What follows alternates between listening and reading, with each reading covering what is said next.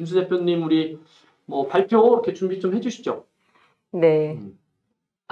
오늘 제가 그 발표할 내용은 사실은 이제 저는 아까 그 지식재산의 중요성에 대해서 질문을 했는데, 물론 오늘 지금 현재 참가하시는 분들이 좀 적어서 윤 감독님 지금이라도 푸시알림을 좀 보내주시면 좋을 것 같다는 생각도 해보네요. 그래서 이제 사실은 지식재산이 무엇인지에 대한 정의나 이게 안 되신 분들도 계셔서 그렇죠. 그런 혼돈이 좀 있지 않을까 싶은데요. 지식재산이라고 하면 일단 어렵다고도 생각하십니다. 중요하긴 한데 어렵다라는 선입견을 갖고 계신 것 같아요. 그래서 제가 아주 간단하게 평소 때 가지고 있던 자료로 네. 지식재산이 우리 대한민국에 그리고 우리 기업에 얼마나 중요한지를 간단하게 소개할 수 있도록 하겠습니다. 상상한 지식보다 중요하다라고 아인슈타인이 얘기를 했죠. 2020년 우리는 또 하나의 상상을 시작해 볼까 합니다. 과거 50년 우리나라는 사실은 산업경제라고 말할 수 있는데요. 유형자산 중심의 국가였죠. 그래서 토지가 중요했고 건물이 중요했고 공장 사야 했고 그래서 몸으로 일하고 노동력이 중심이었던 시대다 이렇게 말할 수 있고요. 그때는 우리가 패스트 팔로워 빠른 추격자로 우리 대한민국이 경제 성장을 이룰 수 있었다라고 말한다면 그럼 앞으로 미래 50년은 어떤 시대일까? 라고 하면 지금은 지식경제다. 누구나 이 말에 동의를 하실 거라고 생각하고요. 그리고 무형자산의 시대다. 특허와 디자인 저작권이 중요하고 두뇌 그리고 창의력이 중심인 시대가 될 거다. 그래서 미래 50년은 우리가 지금까지 패스트 팔로워였다면 앞으로는 퍼스트 무버, 먼저 앞서 나가는 퍼스트 무버의 능력을 갖추지 않으면 살아남을 수 없다. 기업도 마찬가지고 우리 국가도 마찬가지다. 이런 인식들은 모두 하고 계실 거라고 생각하는데요.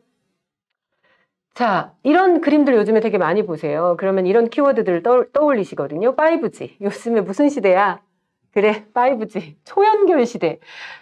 그래서 굉장히 빠르게. 그래서 여기에서 많은 데이터가 쌓여. 그래서 빅데이터가 굉장히 중요해. 이거 분석해가지고 뭐 이렇게 인공지능 요즘에 뭐 포럼하고 이러면 인공지능 얘기 안 하면 아예 뭐 주제가 없을 정도로 지식재산 분야에 대해서도 인공지능과 지식재산 컨퍼런스도 하고 이러는데요. 자, 그래서 초지능 시대다 이렇게 말을 하는데 우리가 이걸 쉽게 얘기하면 정말 귀가 닳도록 들어왔던 4차 산업혁명의 시대인데 바로 4차 산업혁명의 시대는 지식재산의 시대다라고 우리가 얘기할 수 있다. 자, 세상은 지식재산으로 이루어졌다라고 하면 그런가? 그런데 뭘 봐서 그런데? 라고 하면 이렇게 몇 가지 제가 증거를 한번 들어보도록 하겠습니다.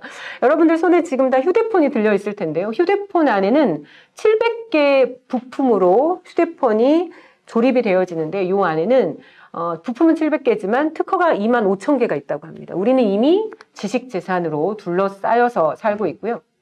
자, 세계 500대 기업의 자산 가치가 85년도에는 무형자산의 가치가 32%였는데 2010년도에는 80%, 2025년도에는 95%까지 상승할 거예요. 지금 2020년도죠. 그러니까 아마 한 90%가 무형자산의 가치다. 이게 30년 전인 그 90년대 외환위기 직후에 삼성제약 에프킬라, 지금도 집에서 에프킬라 쓰시잖아요. 그렇죠. 이 에프킬라가 한국 존슨앤존슨에다가 매각을 할 때 387억을 받았답니다. 30년 전에. 그런데 공장 가치는 90억이었고 이 중에 에프킬라라는 이 브랜드 가치 상표권이 297억이었다. 이미 우리는 지식재산의 시대에 살고 있고 IP, Intellectual Property, IP가 세상을 움직인다. 세계 질서가 IP로 재편되고 있다라고 인식해야 하는 거죠. 자, 그러면 지식재산이 뭘까? 한번 정의를 조금 내려볼 만한데요. 지식재산이란 지적 활동을 통해 만들어진 모든 재산, 그러니까 즉 인간이 창조적으로 발견하거나 만들어내서 법적 보호를 받는 지식, 정보, 기술, 사상과 감정의 표현 등을 말하는데요. 이렇게 말하면 좀 어렵잖아요. 그래서 지식재산은 아직도 가까이 하기엔 아직 멀고 멀리 하기에는 너무 가까이에 있다. 그래서 대표적으로 이런 거 특허, 아이디어, 웹툰, 드라마, 영화, 노래, 책, 여행 서비스 이런 것들이 모조리 다 지식재산이다 이렇게 이해하시면 되겠습니다. 그래서 no IP, 지식재산 없이는 no future, 미래도 없다. 자, 그러면 4차 산업혁명 시대의 기업과 국가의 운명을 판가름하는 게 뭘까? 그래서 우리는 눈에 보이지 않는 무형의 자산, 지식재산이다라고 얘기할 수 있는데요. 지식재산권으로 한번 들어가 보도록 하겠습니다. 자, 그럼 지식재산권은 이렇게 크게 세 종류로 나뉘는데요. 첫 번째가 자, 우리가 계속 그 등록 확보하려고 노력하고 있는 네, 산업재산권입니다. 산업재산권은 특허, 실용신안, 디자인, 상표권 이렇게 네 가지 정도로 얘기할 수 있는데요. 특허와 디자인은 20년 보호하고 상표는 10년 단위로 연장해서 보호를 받습니다. 자, 산업재산권 같은 경우는 특허청 가서 출원하고 등록하셔야 권리를 보호받는 거고요. 저작권은 뭐냐라고 하면 어제 저녁에 쓰다만 일기도 저작권이 있습니다. 그런데 이제 등록을 하지 않으면 나중에 내가 증명해야 하거든요. 근데 등록을 해놓으면 내가 저작권자다라는 걸 쉽게 증명할 수 있는 거죠. 그래서 저작권 같은 경우는 우리나라가 사후 70년, 죽어도 70년까지 그래서 유산으로 요즘은 저작권이나 이런 지식재산권을 내가 우리 아이들한테 물려줄 유산으로 생각하시는 분들도 굉장히 많다라고 얘기를 드릴 수 있고요. 김수 대표님, 약간 혼동이 있을 것 같아요. 저기 네. 밑줄 빨간색으로 네. 등록을 하지 않아도 네. 70년간 보호가 됩니다. 네. 그럼 아까는 이제 등록을 해서 산업재산권은 등록을 해야 하고 네. 저작권은 등록을 하지 않아도 제가 그 권리를 70년간 사후에 70년간 보호받을 수 있는데 이제 등록을 하지 않았을 때 분쟁이 생길 수 있는 거죠. 그렇죠. 그런데 이제 등록을 해놓으면 확실히 저작권이 있다라고 인정을 쉽게 받을 수 있다라는 거죠. 그렇죠. 그러니까 내가 등록하지 않았다 그래서 저작권이 없는 건 아닙니다. 이제 분쟁이 생겼을 경우에 그렇죠. 깔끔하게 해결할 수 있는 그렇기 때문에 거죠? 사실은 그 저작권 등록하는 게 굉장히 간단하거든요. 그러니까 저 저작권 몇만 원 안 들여도 등록할 수 있으니까 등록을 해두시면 사실은 좋겠습니다. 알겠습니다. 네, 그래서 신지식재산권은 요즘 왜 이제 대표적으로 코카콜라 같은 기업들이 우리가 수십 년? 100여 년? 그렇죠. 이렇게 세계적인 기업인데 이걸 특허를 등록하면 20년밖에 보호 안 해주고 그 다음에 공개해야 하니까 이걸 이제 영업비밀로 보호하고 있죠. 그래서 영업비밀로 보호하는 것도 사실은 기준이 있습니다. 그래서 소프트웨어라든지 이런 것들이 요즘에 신지식 재산권으로 품종이라든지 보호를 하고 있는 상황이라고 생각하시면 되겠습니다. 자, 우리나라가 지식재산에 어느 정도 수준에 와 있을까를 살펴보면서 우리나라를 IP5라고 하거든요. 빅5. 그러니까 지식재산 5대 강국 중에 하나다. 그래서 이 5대 강국을 한번 쭉 살펴보면서 몇 가지 말씀을 좀 드려보면 어떨까 싶은데요. 우리가 이제 미중 무역 분쟁에 대한 얘기를 많이 하시죠, 아직도. 저게 이제 무역 분쟁이라고 합니다. 무역 분쟁. 관세가 어떻고 이러니까. 근데 사실은 우리가 미중 무역 분쟁도 들어가 보면 첨단 기술을 둘러싼 역사상 최초의 지식재산 전쟁으로 규정할 수 있는 거죠. 그러니까 미국에서 사실은 이제 노동력이 중국에가 많으니까 거기를 미국의 공장으로 쓰기 위해서 싸구려 노동력으로 거기다 공장 많이 짓고 했는데 자꾸 중국에서 기술 가지고 가고 카페에서 만들어내고 너무 당연히 기술 이전해달라고 하고 이거 마음에 안 드는 거죠. 그리고는 이미 중국이 세계 2위 국가로 올라와 있는 상황에서 견제하지 않으면 안 된다. 그러니까 지식재산 니네 우리 이거 강제로 기술 이전하는 거 사인하라고 하지 마. 그랬더니 시진핑께서 우리는 그렇게 할 수 없어 라고 하신 거죠. 그래서 미국에 이게 이제 무역 분쟁으로까지 번진 게 시진핑 주석이 마지막에 이 부분에다가 내가 기술 이전 포기하겠다 이 부분에 대해 빨간 줄을 짝짝 그으셨대요. 그래서 그렇죠. 그러면 무역 전쟁에 제재해. 그래서 미중 무역 분쟁이 시작했다. 그래서 네, 미국도 이렇게 중요하게 생각한다. 내가 세계 1위 국가를 지키려면 그 지키는 힘은 지식재산밖에 없다. 이렇게 생각을 하는 거고. 자, 이제 중국으로 한번 넘어가 보도록 하겠습니다. 무서운 나라입니다. 중국 제조 2025, 메이드 인 차이나. 우리가 주변에서 너무 많은 제품에 저 메이드 인 차이나를 발견하실 수 있는데요. 메이드 인 차이나 2025, 이게 뭐냐. 중국은 이런 나라입니다. 세계에서 지식재산을 제일 많이 갖고 있는 나라가 어디야? 미국이 아닙니다. 이미 중국이 10년 연속 세계 1위입니다. 지식재산 창출 대국이고요. 의료 핫하죠. 우리 요즘에 자꾸 지식재산 얘기하면 이런 첨단 기술 얘기하세요. 이게 의료, 바이오, 로봇, 통신장비, 항공우주, 반도체 등 10개 첨단 분야를 육성하는데 글로벌 첨단 국가를 만든다는 시진핑 정부의 핵심 미래 산업 정책이 바로 메이드 인 차이나 2025입니다. 그래서 이런 얘기들 되게 많이 들으셨잖아요. 중국이 왜 SK 하이닉스, 삼성 어디에 근무하신 10년 이상의 경력자를 우리나라 연봉의 3배 이상으로 뽑아간다. 그런 정도의 자격이 돼야 뽑아간다. 그리고 이제 저 10개 첨단 분야에 대해서 세계 1위의 국가가 되겠다. 그래서 2049년이면 중국이 세계 1위의 패권 국가가 되겠다라고 이미 선언을 했습니다.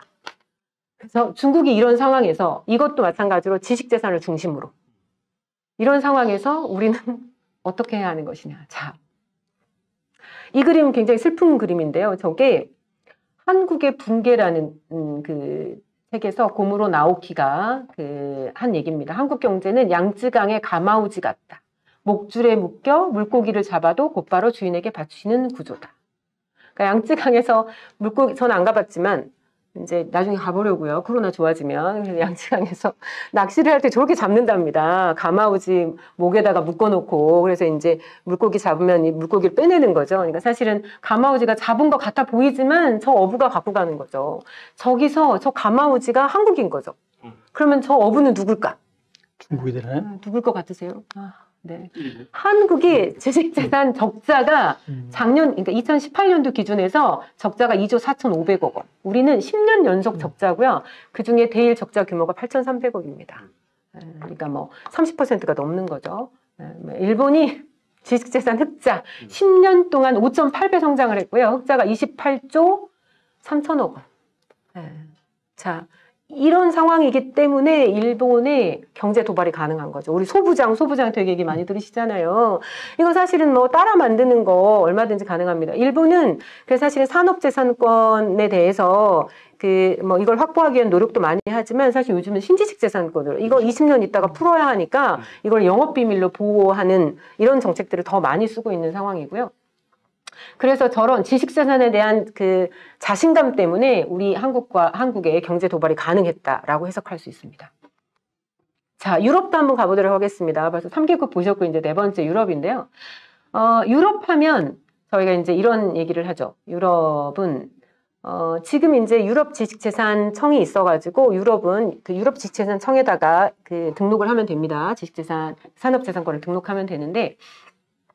유럽은 그 세계 2차 대전이 끝날 때까지 보면 세계에서 가장 전쟁의 위험이 높은 대륙이었죠.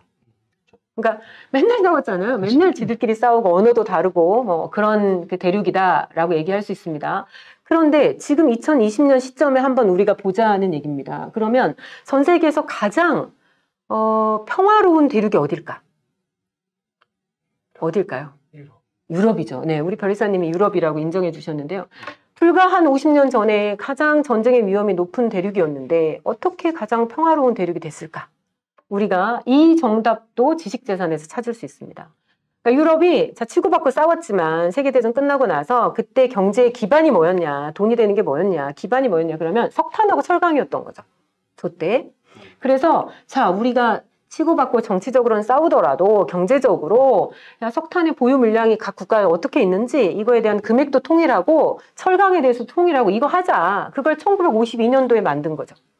그래서 2차 세계대전이 끝나고 나서 52년도에 유럽에서 석탄 철강 공동체를 만들어서 저게 기반이 되어서 EU가 탄생이 된 경제 공동체가 탄생이 된. 그래서 경제가 통일되고 나니까 공동체가 되고 나니까 전쟁의 위험이 사라진 가장 평화로운 대륙이 됐다. 그러니까 그래서 자 그러면 지금 이제 역으로 이런 질문을 드려볼게요. 지금 2020년대에 가장 전쟁의 위협이 높은 대륙은 어딜까? 어느 지역일까? 한반도인가요? 한반도 대륙으로 얘기하면 여기 동북아라고 동북아. 할 수 있습니다. 네, 동북아. 자, 그러면 우리는 이 시대에 뭘 해야 할까? 유럽이 전쟁을 끝내고 나서 석탄 철강 공동체로 경제 공동체로 발전시켰듯이 우리는 지금 현재 지식재산권은 속지주의입니다. 그래서 뭐 미국에서 특허 내려면 미국에다 등록하셔야 되고 중국, 일본 각각 등록하셔야 돼요. 그런데 이 한중일을 저희가 주로는 동북아라고 표현을 하죠. 이건 넓게 얘기하면 저기 뭐 몽골에다가 여기 밑에 대만까지 다 넣어서 얘기하지만 저희가 이제 한중일 3개국. 그럼 이 3개국이 보유하고 있는 지식재산이 자그만치 전 세계 지식재산의 62%. 어마어마하죠? 그러니까 이 3개국의 지식재산이 현재는 각각 속지주의로 해당 국가에다가 등록을 해야 되는 상황인데, 자, 요 3개국의 지식재산만, 동북아 지식재산청이라고 만들어서 이거를 대한민국에 두어서 등록을 하게 한다면 얼마나 좋을까? 와, 좋은 생각이신데. 네. 이게 바로 2020 동북아 지식재산 공동체입니다. 네. 그래서 우리 여기 동북아 지식재산청에다가 등록을 하면 중국에서도 유효하고 일본에서도 유효하고 한국에서도 유효하고 그래서 62%가 그럼 통일이 되는 거예요. 이거 통일되고 나면 아시아가 가지고 있는 지식재산이 80%입니다. 그러면 80%가 통일이 되는 거죠. 우리나라가 중국과 일본의 이런 우리나라보다 훨씬 강대국이 서로 싸우느라고 분명히 동북아 지식재산청을 그 나라에 둘 수가 없습니다. 우리가 여러 가지 전략을 가지고 있거든요. 대한민국의 동북아 지식재산청을 둘 수밖에 없는 상황이다. 우리나라가 진짜 동북아 지식재산청을 설립해서 운영한다면 그러면 동북아 지식재산청 다음은 아시아 지식재산청을 운영할 수 있습니다. 80%. 그리고 나면 세계 지식재산의 허브, 세계 지식재산청을 유치해서 우리가 운영하는 것은 식은죽 먹기다. 그래서 일단은 이 3개국의 지식재산을 통일하는 작업부터 시작해야 한다. 이렇게 된다면 유럽의 사례처럼 유럽의 석탄 철강 공동체처럼 우리가 우선 동북아의 지식재산 공동체를 만든다면 가장 평화로운 대륙, 우리 한반도의 평화를 이룰 수 있을 거다. 그러니까 뭐 햇빛 정책을 했고 뭐 북한하고 어떻게 해야 하고가 중요한 게 아니라 우리는 사실은 지식재산의 관점에서 평화도 해석할 필요가 있다. 라는 주장이고요. 자, 우리나라 한번 가보도록 하겠습니다. 우리나라 지금 수준이 어떤지. 우리나라는 특허 출원 세계 4위의 국가입니다. 무서운 나라죠. 인구는 5천만밖에 안 되는데. 그래서 인구당 출원수로 하면 세계 1위입니다. 네. 그런데 자, 그러면 여기서 이쯤에서 이런 생각이 들지 않으세요? 지식재산의 시대래요. 아까 무형자산, 세계 500대 기업의 무형자산이 한 90%가 무형자산의 가치다. 그럼 우리나라가 특허 출원이 세계 4위면 경제 규모도 한 4위쯤 되어야 하는데 왜 12, 11위 이런 얘기하고 있냐. 인구당 세계 1위 국가이면 저희가 1인당 GDP가 세계 1위는 돼야 하는 거 아니냐. 그런데 그렇죠? 그런데 그렇지 않습니다. 네, 그렇지 않습니다. 자, 그래서 한번 들여다보도록 하겠습니다. 자, 미국 가보겠습니다. 미국은 이게 뭐냐면 뭐 이제 아는 분이 좀 보이시죠? 네, 이게 이제 미국의 50대 부자, 1등부터 50등까지 부자를 조사를 한 건데요. 미국에서 1등부터 10등 안에 부자 중에 창업자가 몇 명이나 될까? 몇 명이나 될까? 엊그저께 보니까 현대자동차 같은 경우도 3세 경영을 시작을 그렇죠. 했다. 네. 그런 얘기를 들으셨잖아요. 그러니까 상속자가 아니라 창업자가 도대체 몇 명이나 될까? 네. 그러면 저 50대 기업 중에서는 창업자가 몇 명이나 될까? 이 창업자라는 얘기는 이런 얘기잖아요. 창업자라는 얘기는 내 기술로 내가 창업해서 돈 벌었을 때 인정받을 수 있는 국가냐. 그렇죠. 이런 얘기인 거잖아요. 내가 죽어도 가난을 극복할 수 없다. 뭐 재벌 아니고 우리 중소기업이 절대로 성장해서 큰 기업이 될 수 없다. 될 수 있는 국가냐 아니냐. 그 방시혁 같은 경우가 나와야 되는 거죠. 그렇죠. 뭐 데프콘 기업 요즘에는 뭐 회장이 아니고 유니콘 기업이 아니라 요즘 뭐 데프콘 기업이라고 하나? 그런 얘기 하는 거죠. 10조 맞아. 1조가 아니라 10조 기업을 만들겠다. 뭐 이런 얘기 하는데요. 자, 미국은요. 10명 중에 6명이 창업자고요. 50명 중에 35명이 창업자랍니다. 그러니까 미국은 내가 아이디어 가지고 위에 보시면 이제 그래 보이시잖아요. 네. 아이디어 가지고 창업을 했을 때 정말 돈을 벌 수 있는 국가다라는 거고요. 자, 오른쪽에는 일본 한번 가보실래요? 일본은 어떨 것 같으세요? 저거보다는 좀 낮을 것 같아요. 많이 낮을 것 같아요. 일본이 무서운 나라입니다. 도농은 참 되게- 아까 1위였어요. 지식재산. 우리가 일본이 일본 하면 되게 가계 승업에 대해서 많이 네, 아까 말씀드렸잖아요. 지배력을 일본이 많이 지식재산 흑자 국가이고 28조 3천억 원의 흑자 국가다. 얼마나 지식재산을 중요하게 생각하고 있고, 그래서 일본은 10대 부호 중에 8명이 창업자고 50대 부호 중에 40명이 창업자다. 그럼 우리나라는 어떨까요? 이번에 이런 거 질문했어야 되는데. 이번 건 반영이 안 됐습니다. 안 네. 좀 전 자료입니다. 네. 두 명? 네. 두 명이 이런 거 퀴즈 했어야 되는데. 그죠? 그러게요. 교수님 퀴즈. 자, 10명 중에 몇 명일까요? 3명? 3명. 교수님 2명? 교수님? 3명. 3명? 변희사님? 저는 4명. 네. 0명. 어이구. 10명 중에는. 0명. 50대 부호 중에 12명. 우리나라가 이게 이렇습니다. 당시에 포함했어요. 아직 그래도 50대 부자까지는 안 들어가시지 않을까. 네. 그래서 우리나라 보고 뭐라고 하냐면 이렇게 얘기합니다. 많이 만들어 놓고 쓰지 못하는 나라. 왜 그럴까? 도대체 왜 그럴까? 쓰레기 같은 특검만 만드나? 별쌤 왜 그럴까요? 못하면 당하겠습니다. 아니 사실 몇 명 안 들어와 계시고 우리 솔직하게 한번 얘기해보자. 도대체 자꾸 R&D 하면 정부 자금 받는데 의무적으로 특허 하라고 하고 정량 그러니까 지표에 담겨져 있잖아요, 다들. 그래서 네. 어쩔 수 없이 만드는 건가?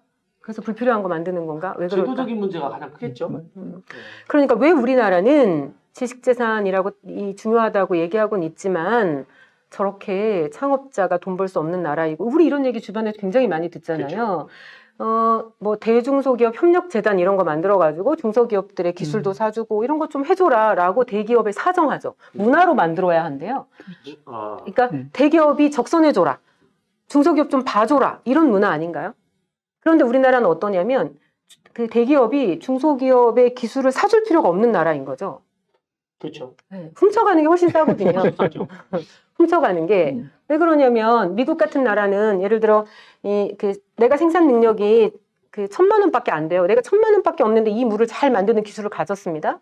그런데 이제 교수님이 한 1,000억쯤 이 물을 만들 수 있는 기술을 갖고 있는 생산 능력을 가진 기업이세요. 근데 제 걸 이걸 몰래 훔쳐가셨어요. 그래서 만들었어요. 그럼 미국은 판결이 이렇게 나옵니다. 얼마 물어주라고? 내가 번 거. 1,000억 물어주라고. 쉽게 얘기하면 1,000억 물어주라고 판결이 나옵니다. 근데 우리나라에서는 내가 1,000만 원짜리 훔쳐가서 여기서는 1,000억을 벌었는데 우리나라에서는 얼마 물어주라고 나올까요? 1,000만 원. 그렇죠. 근데 그것도 특허법원 가가지고 소송하고 분쟁하고 해가지고 뭐 지금 그 평균 손해배상액이 1억을 넘은 지가 얼마 안 됐죠? 뭐 1억이 넘었다는 뭐 이런 소식이 있었습니다. 그러니까 이게 무슨 말이냐면 오래 걸립니다. 한 3년, 5년 걸리고요. 특허 무효가 나오는 경우도 굉장히 많고요. 그래서 죽으라고 이거 개발해봤자 저쪽에 특허 무효 소송하면 무효 소송이 한 50%씩 나오죠, 변호사님. 예. 그렇죠. 이런 상황이지. 그리고 이거 뭐 사주는 것보다 훔쳐다 쓰고 나중에 죄 있다라고 하면 한 3천만 원 물어주면 되는 거, 한 5천만 원 물어주면 되는 거. 그러니까 절대로 대기업이 중소기업의 기술을 사지 않는 거죠. 그러니까 이제 정부에서 R&D 하라 그러니까.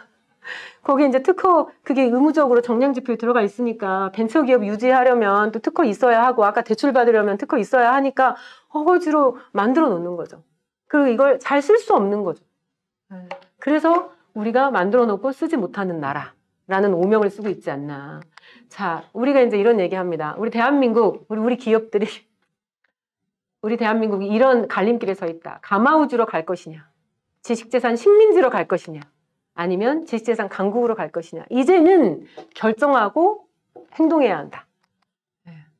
자, 그래서 우리나라도 이제 이렇게 움직이기 시작했습니다. 이제 너무 슬픈 얘기만 하면 우리가 안 좋으니까 이제 좋은 얘기도 좀 해보도록 하겠습니다. 2015년도에 특허 소송에 대한 관할 집중제도를 해서 판결의 전문성을 높이는 일도 했고요. 그래서 징벌적 배상제, 관할 집중, 증거 제출 명령, 증거 제출 명령을 확대해서 예전엔 손해 봤어? 우리 안기동 교수님이 제 기술을 훔쳐가서 제가 손해를 봤는데 이 손해에 대한 증명을 제가 했어야 되는 거예요. 그러면 이제 증거를 내라. 그런데 안기동 교수님 안 내는 거예요. 그렇죠. 그러면 제가 이걸 증명할 방법이 없어서 손해배상을 못 받았던 거예요. 그런데 이제는 그 증거 제출 명령에 대해서도 확대를 해서 이걸 미국 같은 경우는 이렇게 하고 있는 거죠. 이걸 안 내면 내 주장을 그냥 받아들여 버리는 거예요. 그러니까 적극적으로 소명해야 하는 거죠. 그렇죠. 그래서 우리나라도 이제 저런 부분들에 대해서 침해 입증을 한결 쉽게 하는 법도 통과를 시켰고요. 그다음 2017년도에는 국제재판부도 설치를 했습니다. 그런데 안타깝게도 아직은 제가 최근 기사까지 보니까 뭐 2건 국제재판부를 설치를 했지만 2건 했답니다. 2건. 저게 얼마나 중요하냐면 이런 얘기 되게 많이 들으셨잖아요. 특허 괴물, 특허 군대. 그러니까 이제 특허를 잘 보호하는 입장에서 보면 국가 입장에서 보면 특허 군대라고 표현할 수는 있지만 내가 이제 몰래 글씨체 쓰고 몰래 프로그램 다운로드 받아가지고 쓰다가 회사에 저도 예전에 그런 경험이 있거든요. 네. 그래서 이제 그러면 이제 저게 괴물로 보이는 거죠.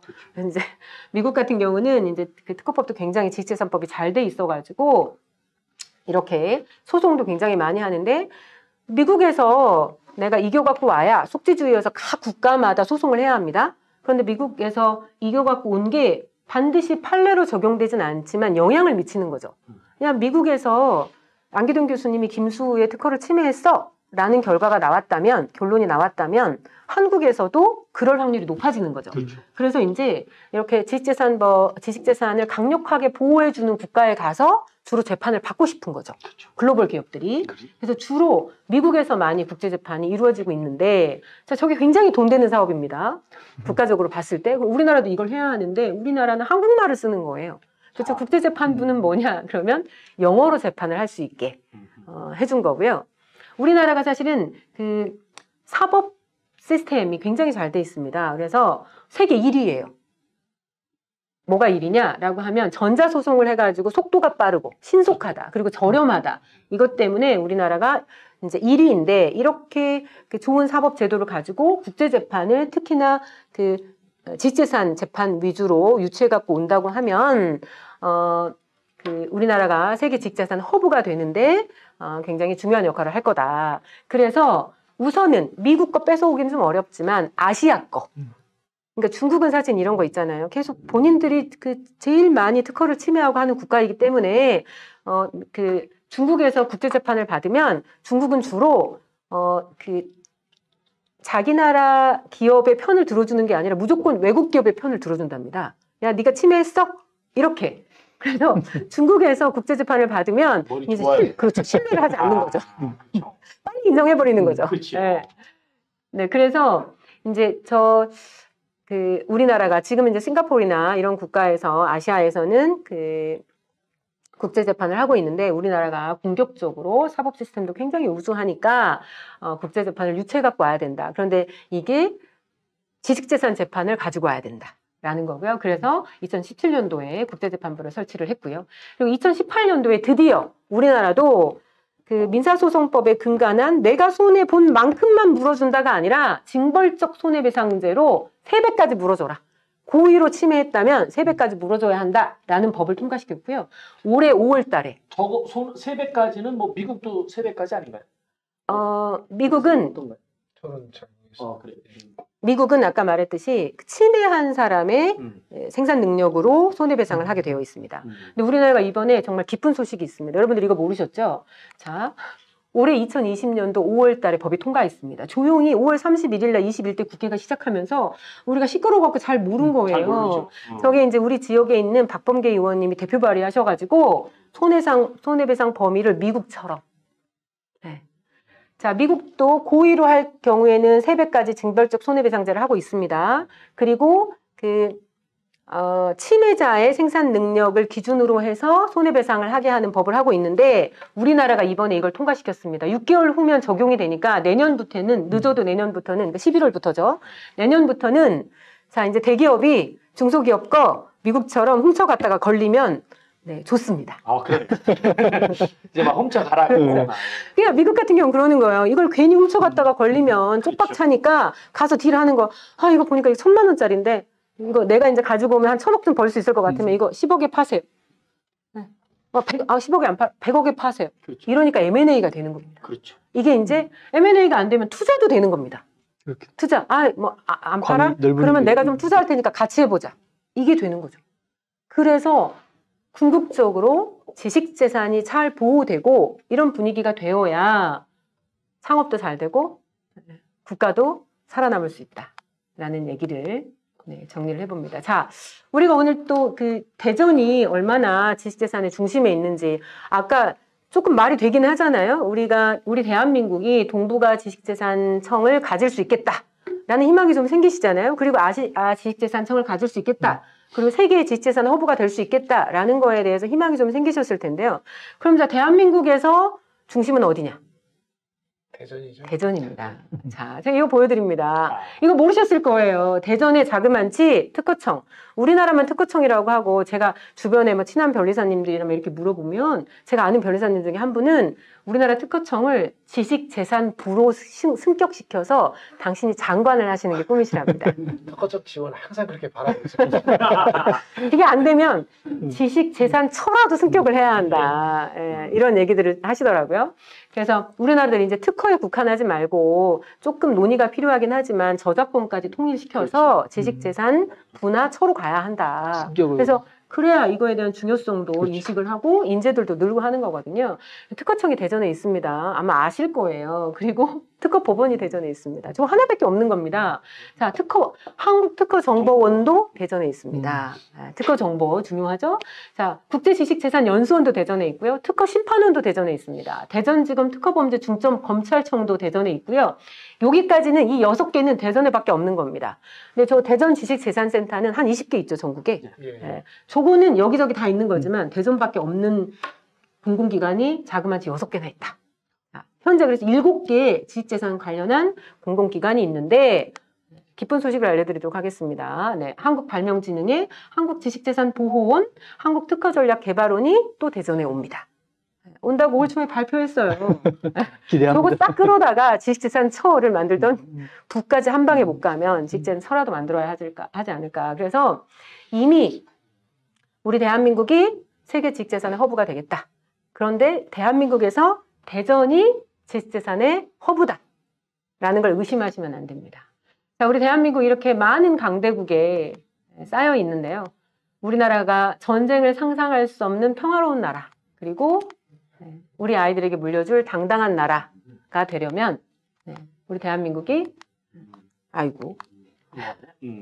세계 지식재산의 허브가 되어야 한다. 그리고 그 중심에 지금 시청하시는 여러분들이 함께 있어야 한다. 라고 생각합니다. 제 발표 여기까지 하겠습니다. 수고했습니다. 너무 좋습니다. 아유.